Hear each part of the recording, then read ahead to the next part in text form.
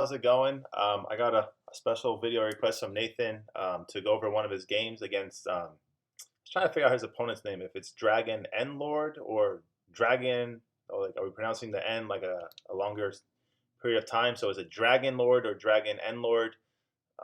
Either way, that was Nathan's opponent, and he requested that we look at the game because he wanted to learn from it, which is how you're going to improve and get better. So yeah, let's just jump into it. So his opponent played a bit of an unconventional opening. So they opened with b4, and b4 is unconventional because well, you're moving a pawn in the wing, so you're not directly influencing any of the center squares. And also, this pawn on b4 is a little it's kind of a little detached from the rest of the white pieces, so it's a potential target. But the idea of this opening, and the same thing with b3, is to put this bishop on b2, and then get your bishop on this long diagonal. And one of the ideas is kind of it's a very uncommon opening to face. So a lot of times the black player doesn't know exactly how to respond to this move, and that could lead to some problems. Um, let me just add one more point about this b4 move. So moves like this are do give up some squares. So it's a very aggressive move because it's trying to already potentially go into its the opponent's side of the board. But this pawn on b4 is weakening this c4 and a4 square quite a bit because since pawns can't move backwards, this pawn can never go back to the b3 square where it would have some control over these two squares. So with the pawn on b4, well, white is already weakening some squares, but they're saying that their space advantage is going to make up for those weaknesses. So here Nathan played e5 with the idea of attacking the b4 pawn here. So very principled response by Nathan here. So we have the pawn attacking this d4 square, and the dark square bishop can get developed and capture on b4, and then of course the queen could also get developed. So white played bishop to b2 here. And in this position, Nathan could have given up his center pawn for a wing pawn. So one potential variation here is we just take, and then then white's going to take on e5, hitting the g7 pawn. And here there's probably a couple of okay moves, but I imagine the most principled move for black would just be to play knight f6 here. And I don't think white's significantly better, but I do think they're slightly better because once again they did capture this pawn in the center for the wing pawn. And even though all pawns are worth the same as our as far as our point value, every pawn is worth 1 point. A center pawn is slightly more valuable than a wing pawn because this center pawn is able to control the d4 square, which could be a crucial square for both sides in the future. And this b4 pawn doesn't control any of the center squares. So here we had knight f6 from Nathan, and yeah, I'm a bit surprised that that white didn't just go ahead and take the pawn. And if they did, I think we'd probably get a transposition. So a transposition is just when you reach the same exact position but by a different move order. So if we go back once again, if Nathan decided just to take here, and then white took here, and then Nathan played knight f6 like I just mentioned, here we'd have the exact same position just by a different move order. So that's all transposition means. It means we're reaching the same exact position but by a different move order. So yeah, so I think probably probably Nathan should play knight to c6 here to defend the pawn. And I just want to give one sample variation here. So let's say, for example, that white plays b5. I think this move knight d4 is perfectly fine for black. And if the bishop does decide to take the knight, I think that black is already quite a bit better because they have the bishop pair. So black has the two bishop advantage. They have their light square bishop and dark square bishop, and white only has their light square bishop remaining. And yeah, this pawn is going to be weak still. So yeah, this would be good for black, I believe. So I wanted to give another variation here. Okay, so this is the variation I want to give. So say they play something like e3, and this is pretty principled when this bishop is fianchettoed. So this bishop is putting pressure on the dark squares, and a move like e3 kind of allows more pressure on the dark squares. So these two moves tie in well together, and we don't have to worry about like getting this bishop outside of the pawn chain because it's already outside the pawn chain once it fianchettos. So now white might just be more concerned with getting their light square bishop developed. But the variation I wanted to give, and I think this might be useful for you guys in future games if you ever encounter this opening. So let's say something like G6 is played here, and the idea is I'm just going to kind of contest your Fianchetto bishop with a Fianchetto bishop of my own. F4. Okay, something like this. This position, if you don't know what to do here, can be very annoying for black because it feels like this pin is just always going to be in white's favor. For example, like if we play something like okay, it's not our turn here, so let's just say they play something like probably bishop e2 is not the best example. Say they play something like a3 here. If we do play like e4, trying to attack our opponent's knight, this would be very bad for black because after the bishop takes, the bishop is attacking our rook, which is trapped on h8. So even though we can get our opponent's knight, we gave up our bishop and ultimately our rook just for a knight. And yeah, that would be a very good trade for white, of course, because they're winning a free rook. And then also in this position, they probably could play something like b5. This actually would be fairly annoying as well because here they have 1, 2, 3 attackers, and we only have 1, 2, 3 defenders. But one of our defenders is under attack. So yeah, let me backtrack. So what I was trying to explain here is let's say they do play something like bishop e2 here. One idea I wanted to explain here is that black can play knight f6. This is kind of the idea I was trying to explain. Even though I did it in a very very long-winded manner. So the idea of this move, knight f6, is we're trying to instead of black being the one that's in this annoying pin, we're trying to create a position where white is the one in the pin. So mainly the main idea is if the pawn captures, instead of capturing back and just being down a pawn here. So instead of playing something like this, what we could play here as black is knight to g4. And the point of knight to g4 is now it's white that's in this pin. So now we've pinned the white pawn. So if the white pawn moves, we're just going to capture our opponent's bishop on b2. And this sort of does a very nice job of turning the tables. And yeah, the reason I want to show you this is because it's one of those ideas in chess that if you're just kind of working on your own, it might be something that never occurs to you, to be honest. So it really helps to have someone kind of explain this to you. So let me just backtrack a few moves just to make sure we're understanding the idea. So in this position here, it's black that's in this annoying pin. This e pawn can't move, otherwise this bishop on g7 is going to be lost for black.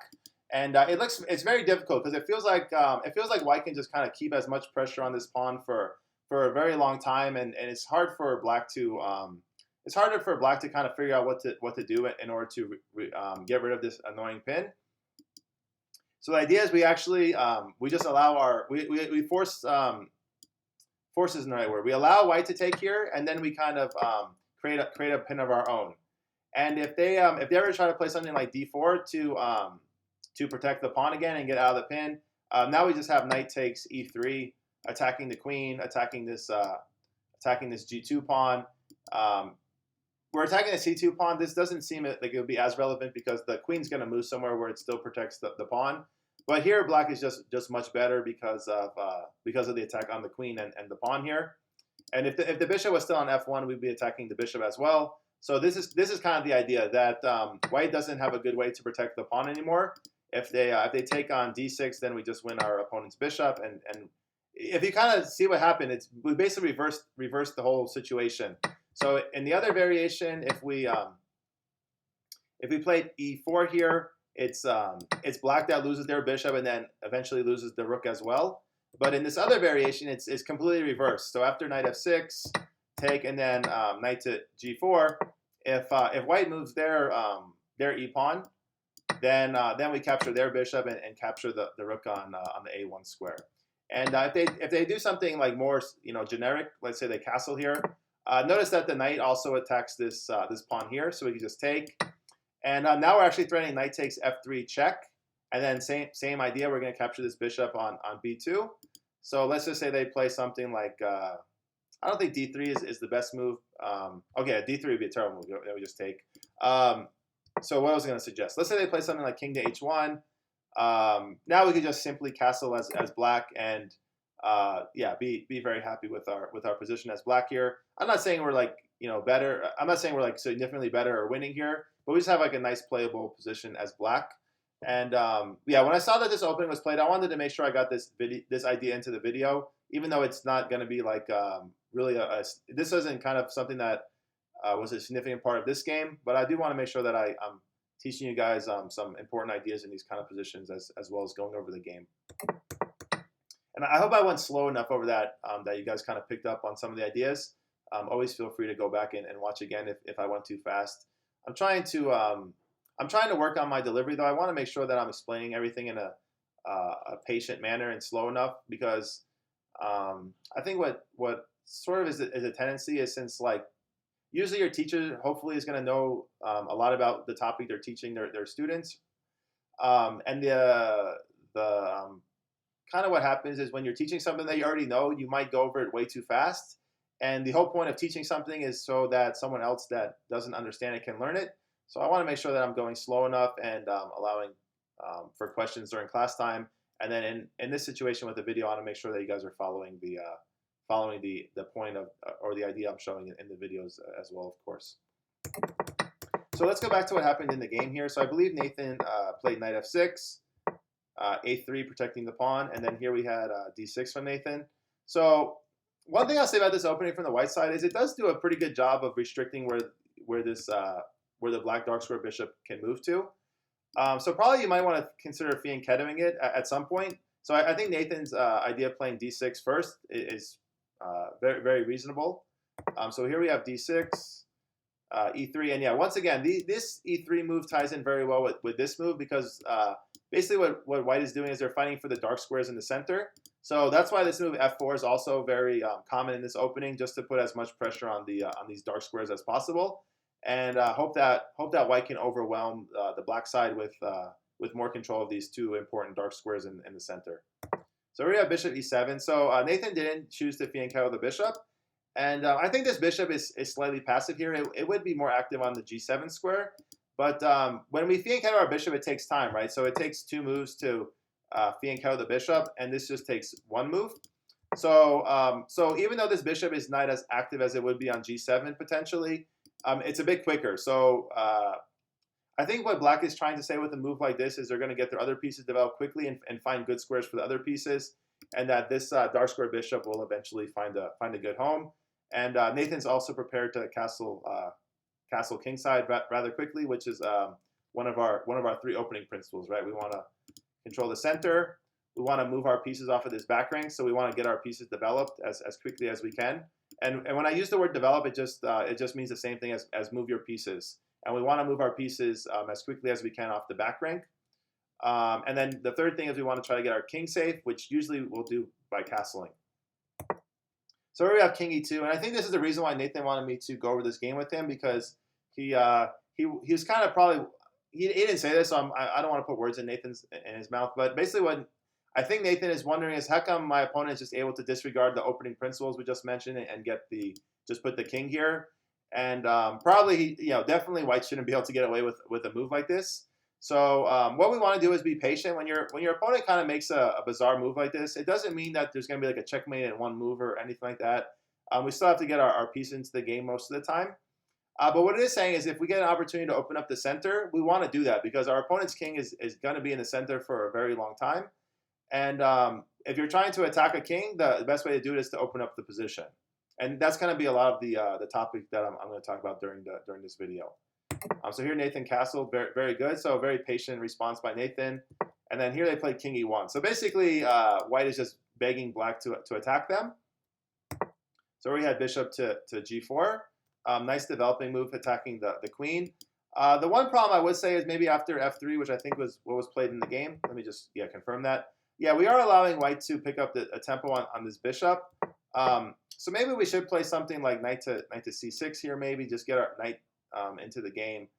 But yeah, I think bishop g4 is also okay. I'm trying to think of what else. Maybe, so I think a move that's kind of jumping out to me now that I'm looking at the position a second time, maybe just something like rook to e8. And just get the rook on the same file as the king, and then just try to open up the position. So I think that black is fully justified in launching an attack already because white did just make 2 moves with their king and neglected the development of their other pieces.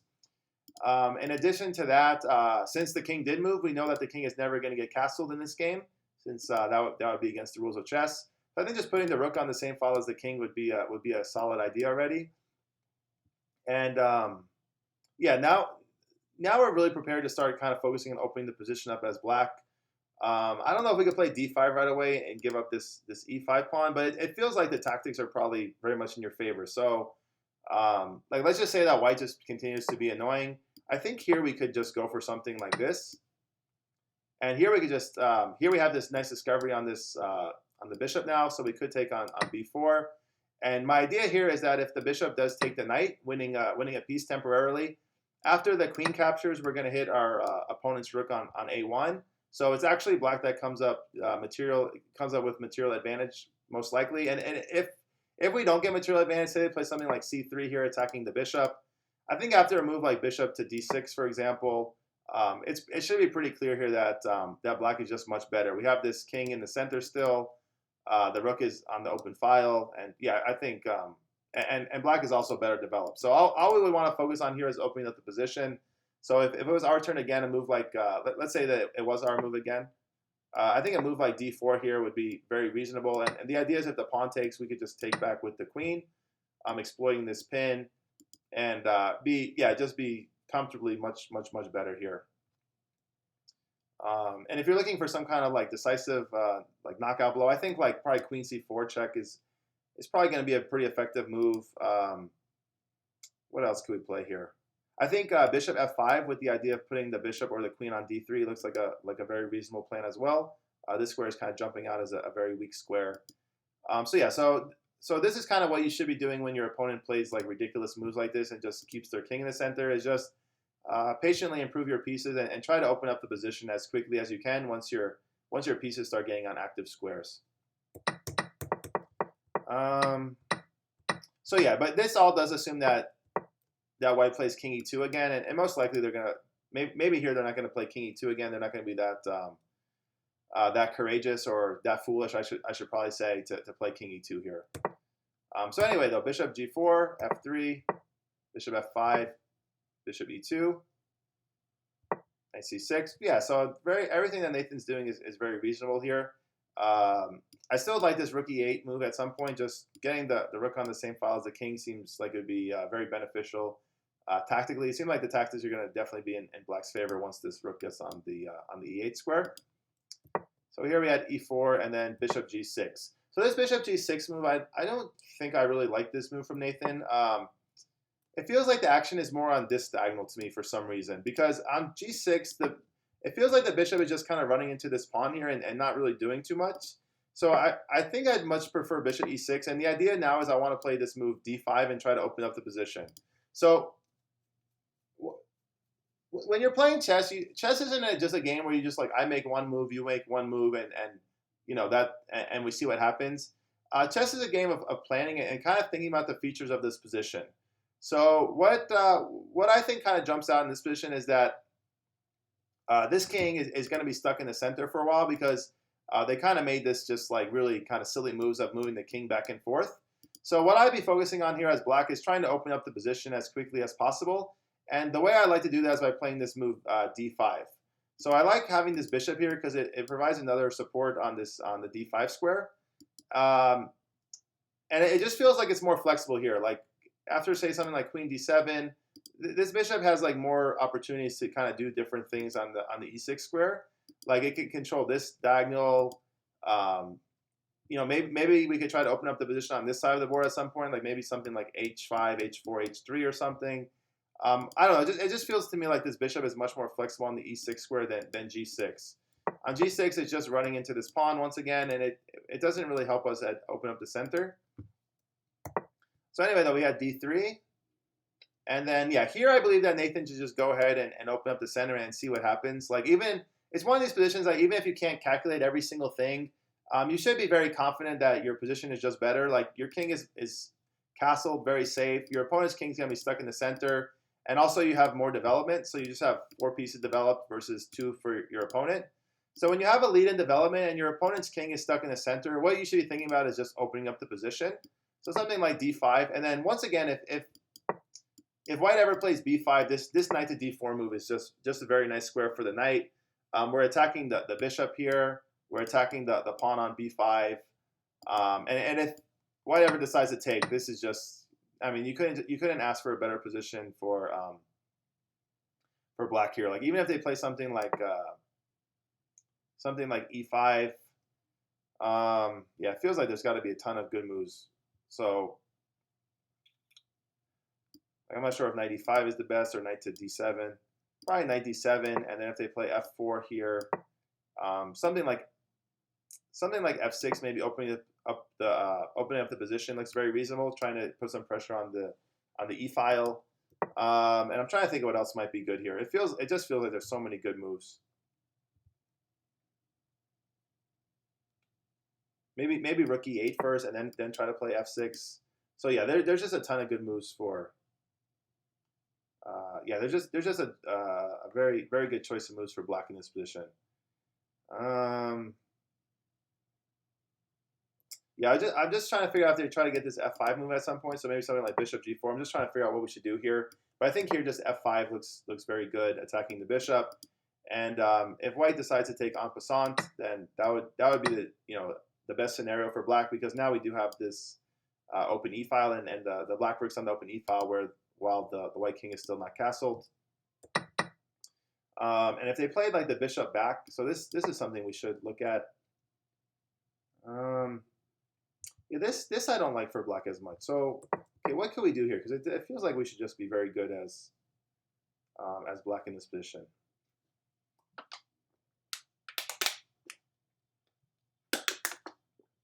What should we play here? I'm even tempted to sacrifice a piece here, so I'm even thinking that like knight here might be okay, but it doesn't feel like we really need to go into this. But something like this feels like it would be quite playable. Like we did sacrifice a piece, but we have the bishop pair, and this king is going to have a very hard time getting out of this out of this like kind of weak position. Like if we played the bishop back to e2 and then something like bishop here. I don't know. It's just it feels like white keeps having resources, which I don't really understand why they're getting so many resources in this position. So it's probably because I'm not finding the absolute best move for black. So okay, what should we play here as black? Let's make sure that we find a very good continuation here. I feel like it's another reason why I don't like this bishop here. I think if this bishop was here, it could be much better for us. But yeah, we kind of have to deal with the situation we have now.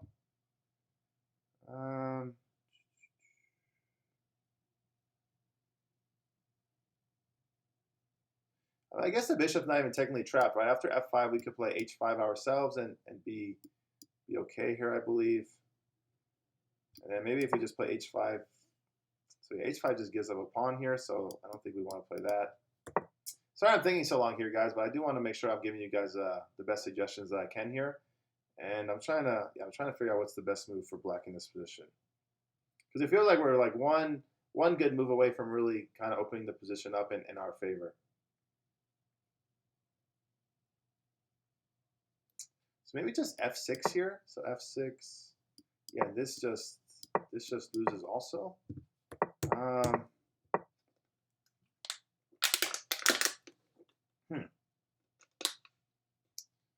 right, let's see. Can we find one good move for black here, so we could figure out so we could stop looking at this position.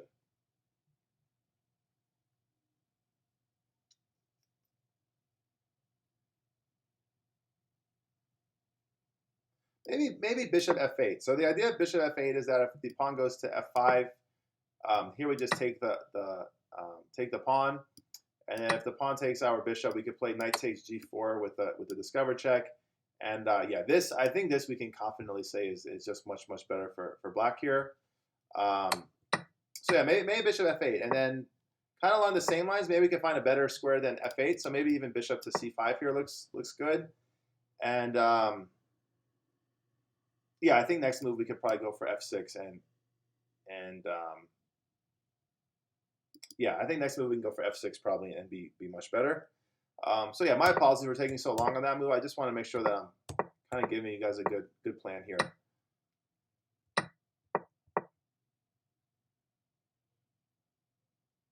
Okay, so yeah, let's go back. All right, so yeah, bishop there, h6. So yeah, h6 doesn't feel like it really addresses what's going on in the position.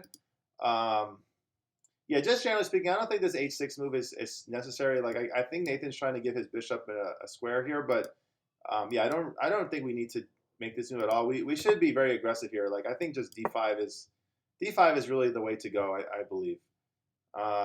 Yeah, we should be trying to open up the position as quickly as possible, and yeah, just going for an attack against our opponent's king because they wasted so many moves moving the king back and forth. It just makes a lot of sense to go for an attack here. So king f1, yeah, and once again just wasting moves. A5. So yeah, so these moves on the wing are pretty good when the position is closed. So when the position in the center is closed, then going for an attack on the wing makes some sense. But here we have a pretty fluid pawn formation still. So once again, I think just d5, trying to open up the position as quickly as we can. I think this is definitely the way to go. Basically, every move in this in the near future, we should be aiming to open the position up because this knight is deprived of its most logical developing square with the pawn on f3. So yeah, we just got to open up the position as quickly as we can here, and I think I think you'll find that your position is just much better. So a5, b5. Yeah, okay. This move I didn't get. Knight a7. So attacking the pawn is fine and everything, but we want to improve our pieces, right? And kind of the way this opening has went, we shouldn't be like just hoping to win a pawn here. We should like use our attacking instincts and just go after the king here. So I think the best way to improve the position of our pieces is just knight to d4 once again. And yeah, we're basically encouraging we're basically encouraging white, my apologies, to give up their bishop for this knight whenever they like to. And yeah, here we're just so much better because we have the bishop pair once again. We have this pawn on d4, which prevents this knight from coming to c3. Yeah, we have moves to go after this pawn. Like we could play c6 here and try to put some pressure on the b5 pawn. So everything should just be going black's way in this position.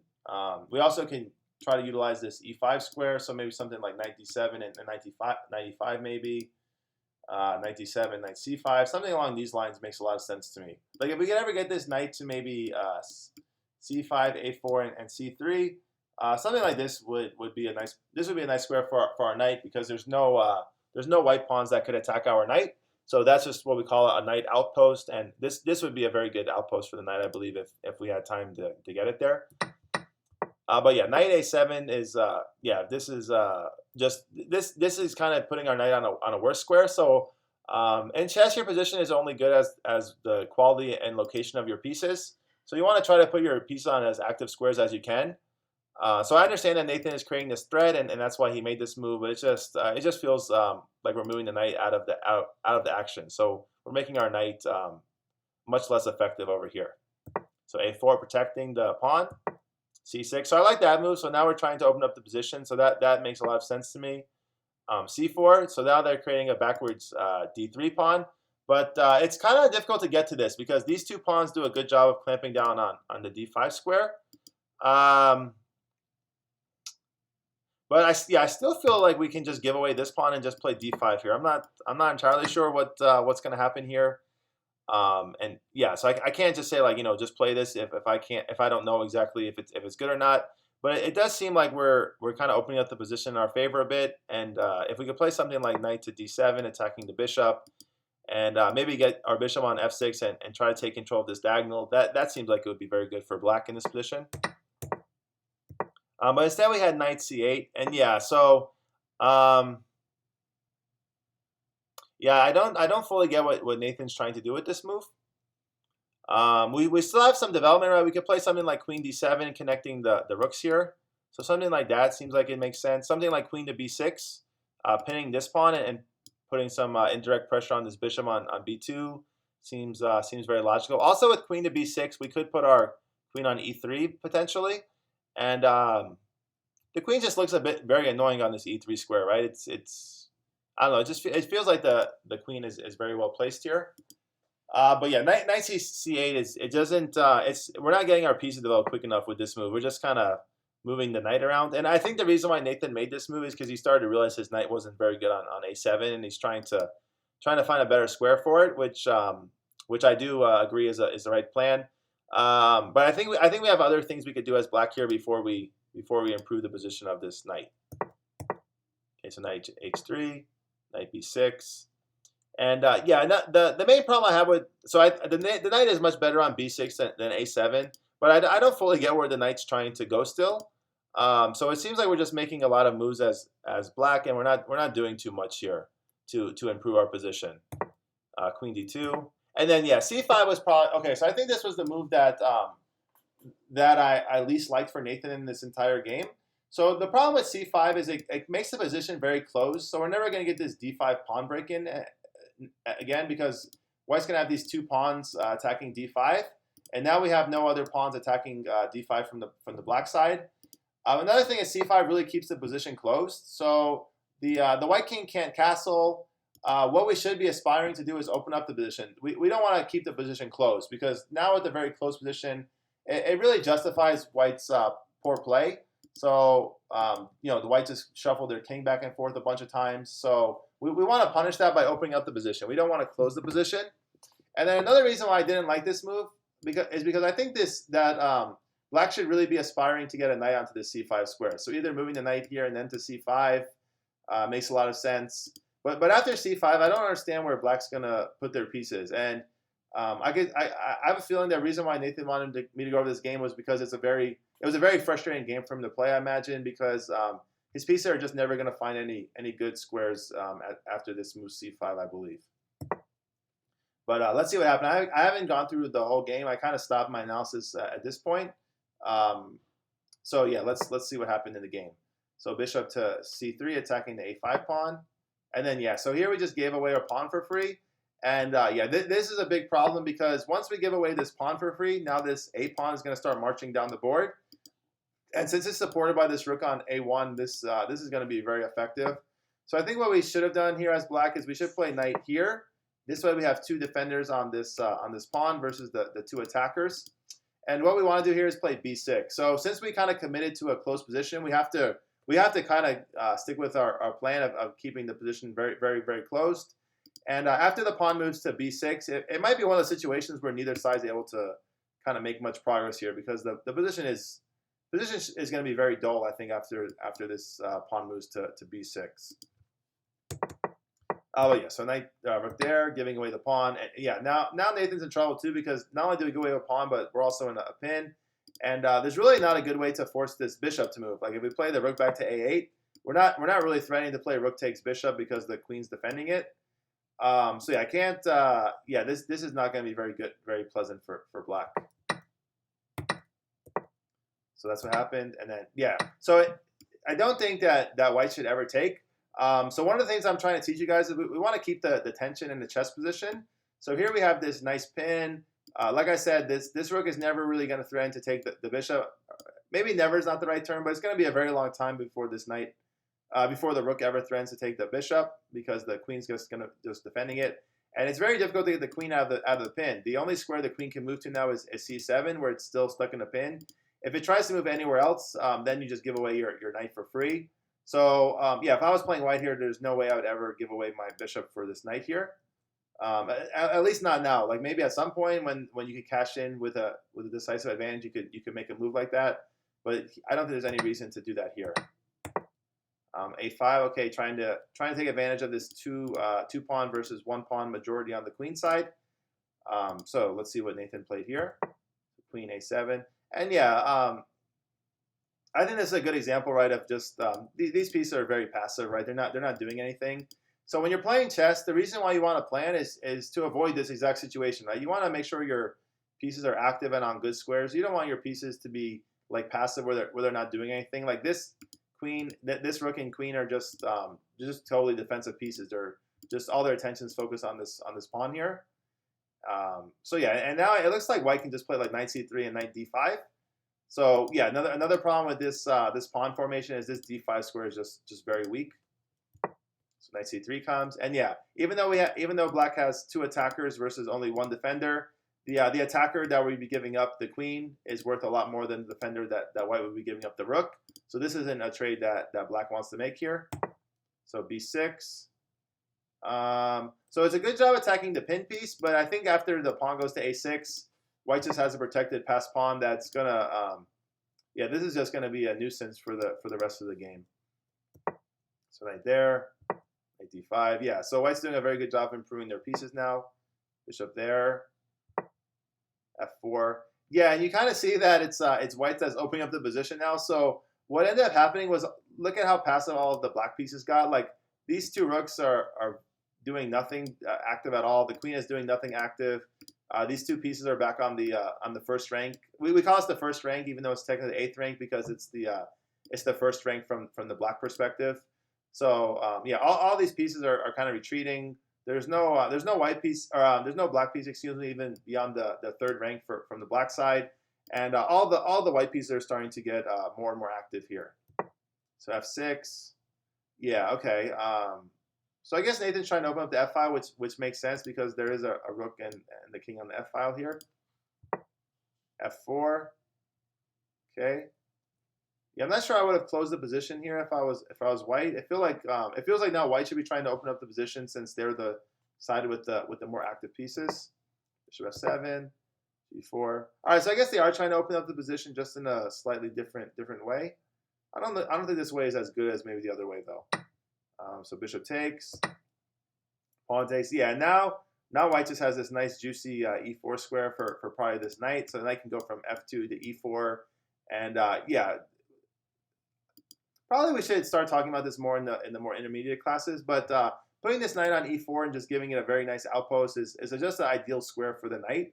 Because notice that these two pawns, which are the only pawns that could eventually attack the e4 square, neither of these pawns can move. They're both blocked, and it feels like it seems like they're going to be blocked for the whole game. So this knight on e4 is going to be sort of an untouchable piece, and from e4 it's going to have a nice control of the g5 square. So white can just play h4 and g5 and really open up the position with a pretty nice advantage here. So knight c7, king g2.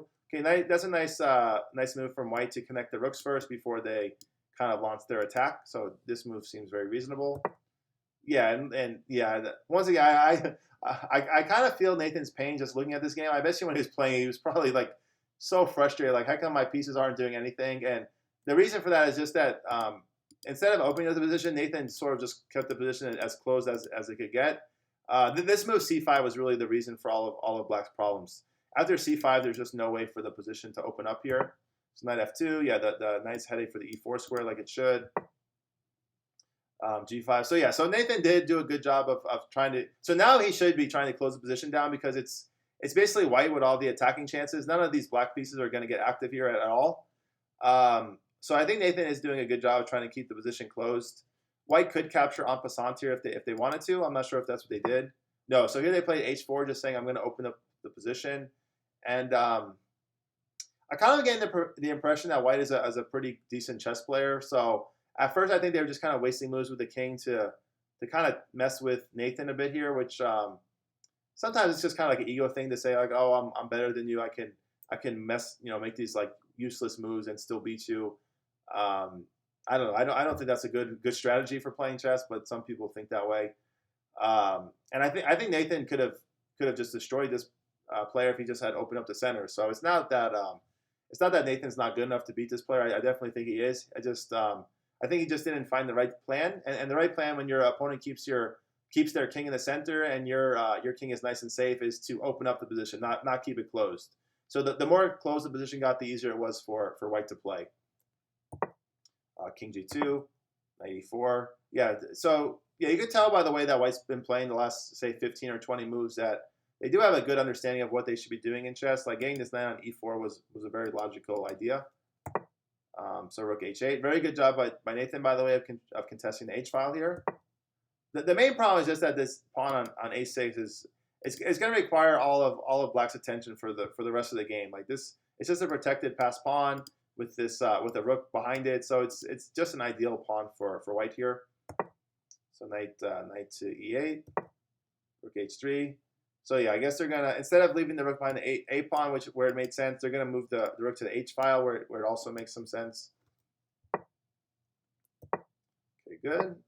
Rook b8. Yeah, so Nathan just doesn't have any real ideas here. I shouldn't say he doesn't have any real ideas here. It's he's in a position where there's nothing that black can really do here. The pawn structure is just way too closed. Queen a8, queen f2. Yeah, shuffling the pieces around. Yeah, and white is just loving life in this game, I could tell, because they have all the time to get all their pieces onto the H file, and there's absolutely nothing that black can do to stop any of this. Okay, knight there. Okay, take. So yeah, this. I mean, white's already just much better, but yeah, I don't think we could ever really open up the H file with all these major pieces here. So probably what Nathan was hoping for is that the rook's going to take on h8, and then all the major pieces get traded off. The problem is that white just has rook h7 check here, and yeah, this is just going to be game over, because if the rook takes, queen takes, we just have a checkmate here. And what else can we look at? Yeah, basically nothing else, right? If the king moves to the 8th rank, the rook just captures. So yeah, this is just a forced checkmate. So okay, so take. Why did they give away the queen though? Is that a mouse slip? Wow. Okay, either I'm totally spacing, or yeah, I don't understand why Nathan didn't just take the queen here. Yeah, I don't see any checkmate ideas now at all. Yeah, the next move for black is most likely going to be rook h8, and yeah, now this is just a very easy win for black, because you could even just give away your knight for this pawn, and then move the queen back to the 8 file and capture the other pawn, and yeah, that's just going to be game over. So, oh yeah, you gotta, yeah, this was a nice gift from white here. So yeah, I'm really shocked that white made this move, because some of the other ideas they had, they were quite sophisticated and pretty good ideas. So just to hang the queen here in one move is a bit surprising. And also the fact that Nathan didn't see that he could just capture the queen is also a bit bizarre. So I think maybe Nathan had just like mentally resigned in his head, which can happen to any player. But when you are playing chess, like if you haven't resigned yet, you kind of want to keep fighting, right? Like if you're still playing the game, then you wanna still make sure you're trying to find the best moves, and you never know when your opponent's going to make a mistake. There's no the hard thing about chess is there's no sign. No one's going to wave a flag that says like, hey, your opponent made a mistake.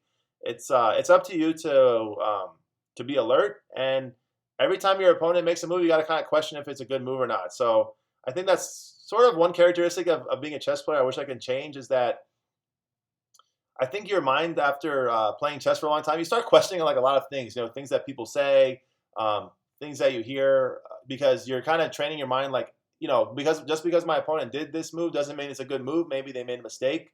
And I think on one hand, you're developing very good critical thinking skills, but on the other hand, it can kind of make you a bit of an annoying person to get along with sometimes. There's definitely some chess players that, you know, everything you say, they're questioning all the time. And I think they probably get that perspective from playing a lot of chess.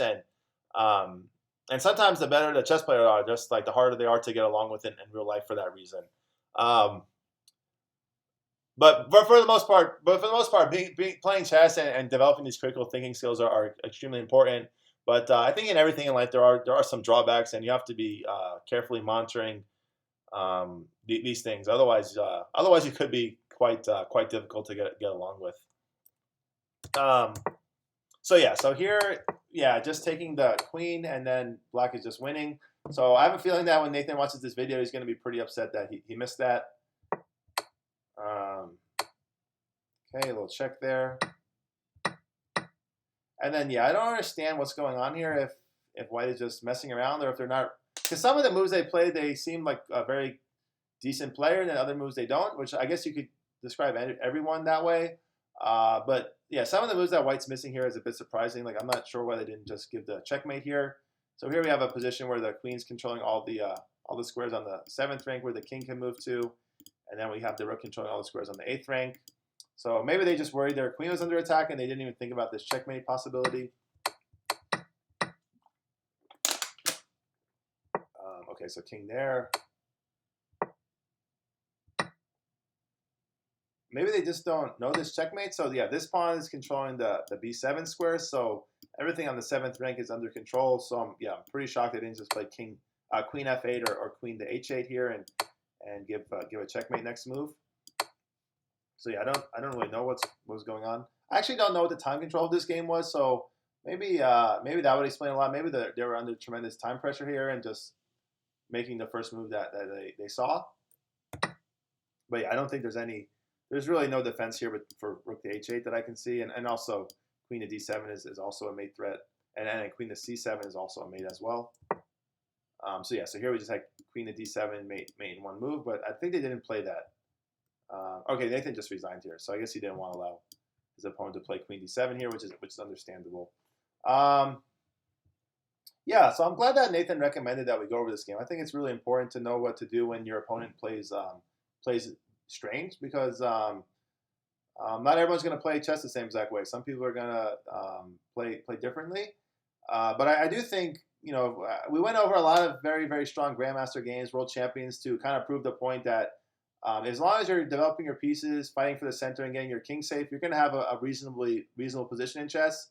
And if your opponent is not doing those things, you should have a decisive advantage. So I think the problem with this game is I haven't taught Nathan well enough, and probably everyone well enough yet, that you need to focus on opening up the center when your king is safe and when your opponent's king is not safe. So I know it is something we've talked about quite a bit, but I guess I need to keep talking about it. That's that I think that's the way you're going to improve. Just keep repetition, keep going over the ideas.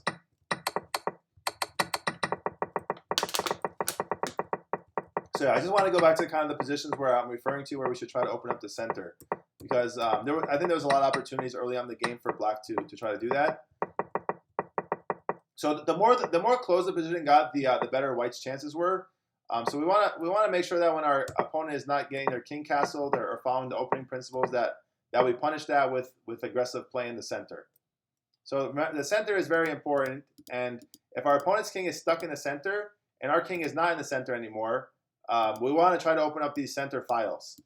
And when I say the white king is stuck in the center, I'm not talking about these 4 center squares, obviously, right? The king isn't on one of these squares, but these are called the center files. So these are the center files because these are where the center squares are located. So when you have a position where the white king is still stuck on one of the center files, and you know that they can't castle anymore because they played this goofy move of king to e2 and king back to e1, yeah, we want to focus on opening up the position and attacking the center. So once again, I think something like rook to e8 is just like such a natural move to me. Just put the rook on the same file as the king, and then just open up the position as quickly as you can here. Like next move, I think d5 was probably a playable move.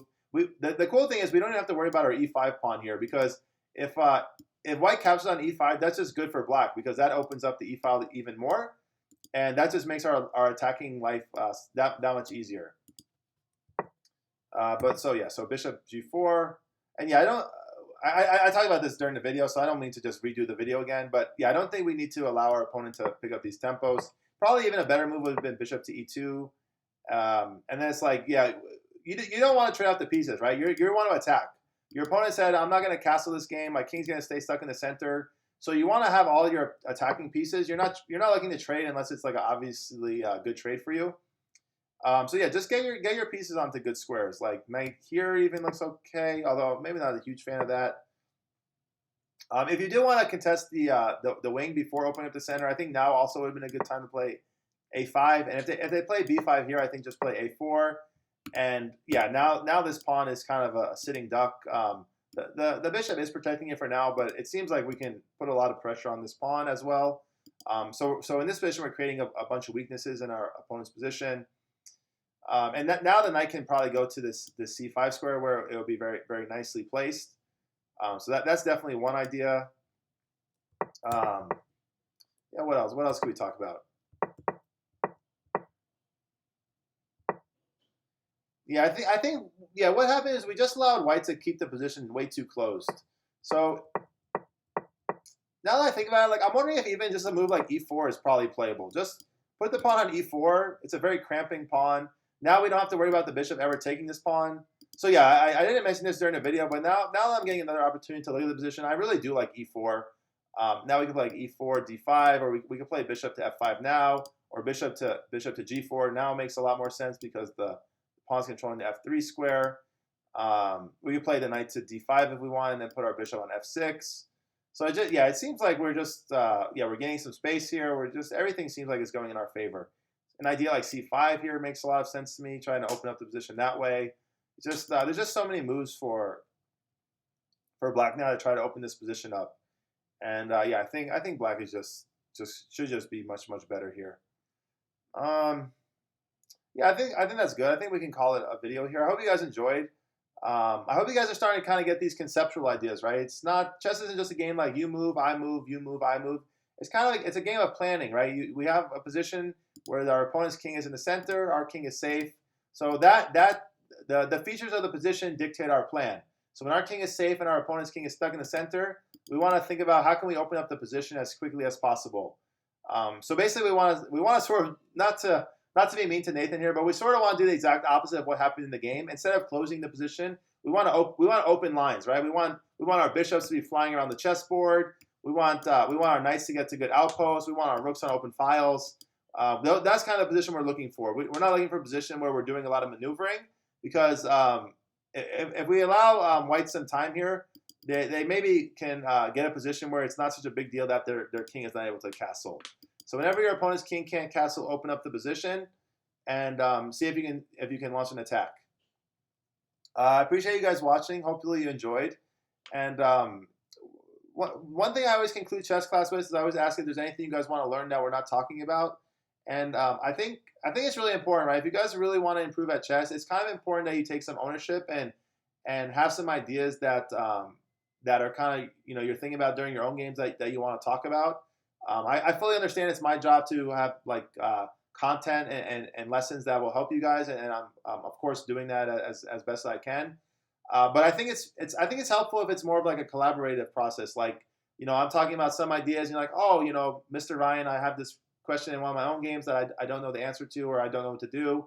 And I think if we have that kind of back and forth, I can really pinpoint like the best areas for you guys to improve. And I think I think that's an important feature of the class, right? We're in a situation where we could talk to one another. We could have like a dialogue, a discussion. So I think the more you guys say like, hey, I'm not understanding this. Can you help me here? I think the better you guys are going to become. And this is mostly for like kind of the fourth, fifth graders and middle school students. I don't expect like the first graders and kindergartners to have these kind of questions yet. But I think the kids are getting a bit older. If you guys have some ideas from your games that you want to talk about, I think that kind of direct lesson is really going to be where your improvement comes from. Anyway, hope you guys enjoyed this video. I hope it was helpful, Nathan. If you have any questions about the video, please reach out and we can talk about it during class time or on the WeChat group. Anyway, appreciate you guys. Appreciate all your hard work, and I'm really enjoying that you guys are playing chess so much and improving. So hopefully that continues, and I'm excited for you guys' future. Have a good day, and thanks for watching.